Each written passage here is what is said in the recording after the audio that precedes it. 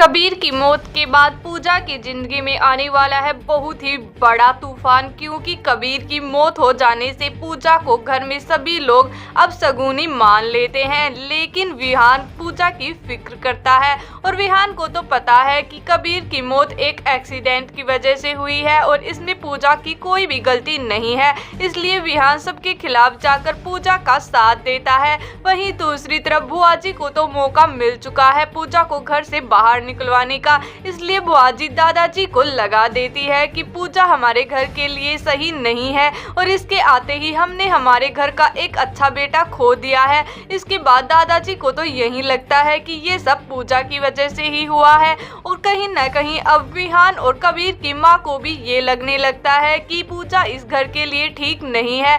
इसी वजह से कहानी में नया ट्विस्ट आने वाला है, क्योंकि अब विहान कुछ ऐसा करने वाला है जिसे देखकर सबके होश उड़ने वाले हैं। क्योंकि विहान को पता होता है कि अगर पूजा को इस घर से निकाल दिया गया तो पूजा का इस दुनिया में कोई नहीं है और पूजा की तो जिंदगी ही बर्बाद हो जाएगी, क्योंकि पूजा के ऊपर भी दुखों का पहाड़ टूट चुका है। कबीर की मौत के बाद पूजा पूरी तरह से टूट चुकी है और पूजा के पास किसी को जवाब देने के लिए कोई जवाब नहीं होता है। इसलिए पूजा अब अकेली पड़ चुकी है और इसी वजह से विहान पूजा की मांग भर देता है और पूजा से कह देता है कि तुम्हें कहीं जाने की जरूरत नहीं है, क्योंकि तुम मेरे भाई कबीर का प्यार हो और मैं तुम्हें दुखी नहीं देख सकता, क्योंकि फिर कबीर की आत्मा भी खुश नहीं रह पाएगी। इसलिए पूजा को तो यही लगता है कि विहान ने उससे शादी सिर्फ और सिर्फ कबीर की आत्मा की खुशी के लिए की है। पूजा को पता नहीं है कि विहान भी उससे सच्चा प्यार करता है। तो आगे कहानी देखने के लिए चैनल को सब्सक्राइब करना बिल्कुल ना भूले।